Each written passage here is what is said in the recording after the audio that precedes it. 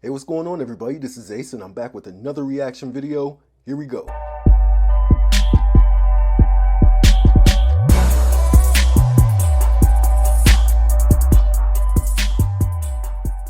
Alright, so today I am going to be reacting to I Want It That Way by the Backstreet Boys. Now, according to Wikipedia, this song is from their album Millennium. It was released in 1999. Now, real talk, I've heard this song before. Everybody's heard this song before. I think my grandmother knows this song. So I don't think I've ever actually sat down and just listened to it from start to finish and analyzed it. So that's what I'm going to be doing today. But yeah, I've heard this before, real talk. So let's get into it and see what this is going to be about.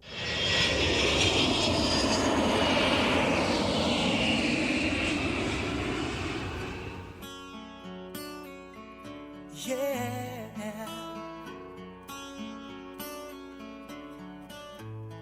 You are my fire, the one desire. Believe when I say I want it that way. But we are two worlds apart.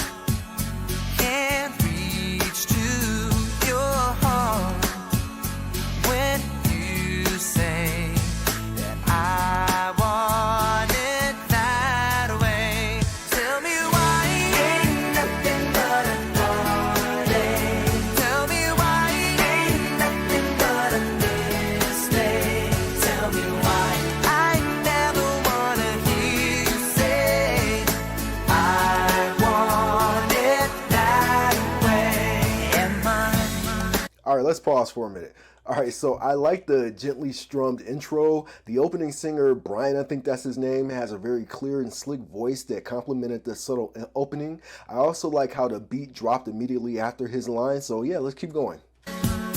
Your fire, your one desire. Yes, I know it's too late, but I want it that way.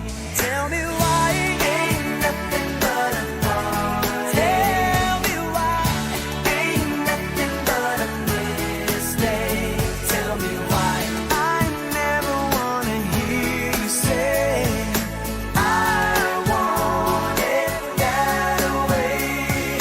Now I can see that we've fallen Oh wow, look at this. from I the don't think I've ever way heard this guy that sing used before. to be. Yeah. No matter the distance, I want you to know that deep down inside of me,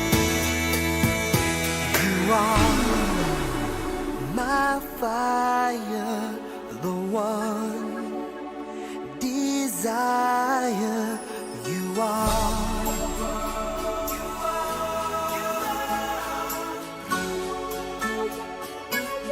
Don't wanna hear you say nothing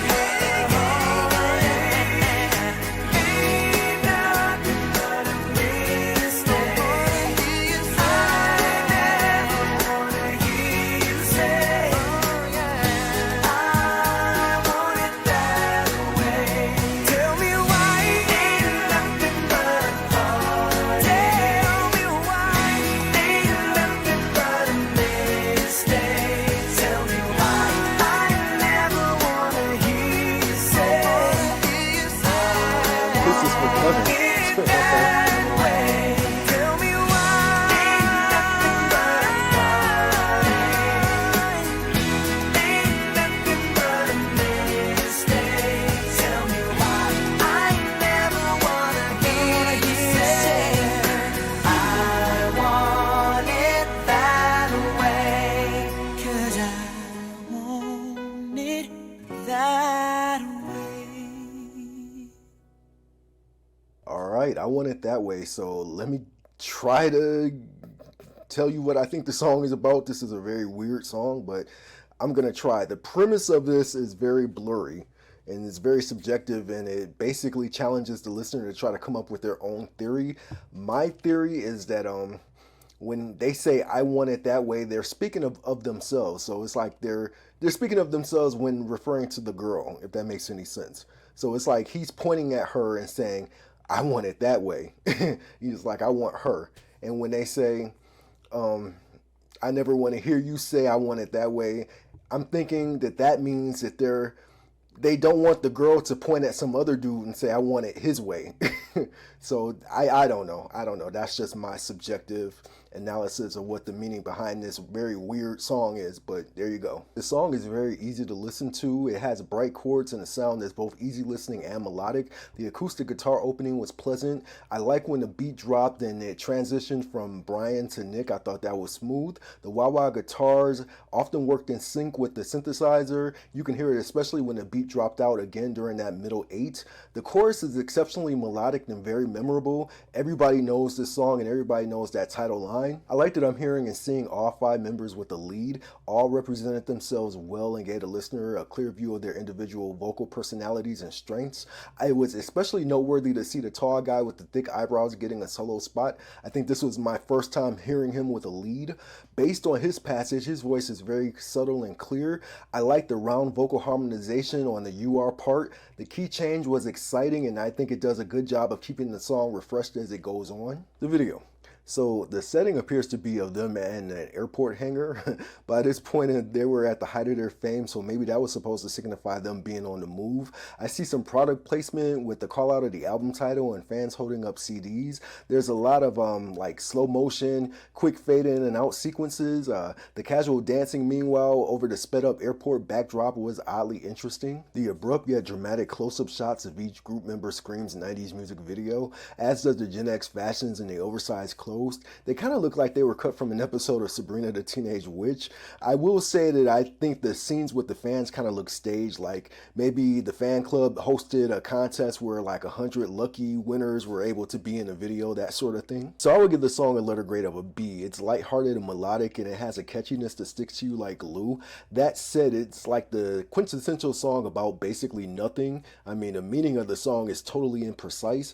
Listening to the song is like watching an episode of Seinfeld. It's like, what is that way and why do they want it? However, it is enjoyable just the same. So I like how it deviates from their formula of having the 3 leads to pilot the song and allows all the members to have a lead. That said, I didn't much care for how the shorter, darker haired guy repeated the opening line during his solo. That felt repetitive. I think he should have had an original line. In the end, the song feels very spontaneous and nonchalant, but strategically so. There's definitely a formula that's easy to notice. Despite how easygoing it is, the production seems meticulously constructed to come off as casual. So I would give the video a letter grade of a C+. Stylistically, the video has a late 90s aesthetic to it with the quick random shots interloped in, combined with the abundance of slow motion and sped up sequences. The production value is generally nice though. The clear sharp focus on top of the soft white I think was flattering. Many of the scenes look like they could have been plucked from a feature film. That being said, the video doesn't really follow the theme of the song, but then how could it, right? There's also an air of harmless pomposity to it. This is the type of music video that a pop group makes when they're at the height of their fame, with the screaming fans, private jet, and group branding. It calls out that they were on top of the world with the release of this song. And while the video isn't especially eye-popping with the scenes sort of strung together and is kind of self-congratulatory, I can see that it's meant to kind of represent that their success had been solidified by that point. And again, the quality of it is great. I think it does a nice job of encapsulating the production techniques of its era. So the overall grade for everything is going to be a B-. I definitely think that the song is iPod and playlist worthy, but how do you feel about it? How do you feel about Backstreet Boys' I Want It That Way? Leave me some comments, like and subscribe, and until next time, peace.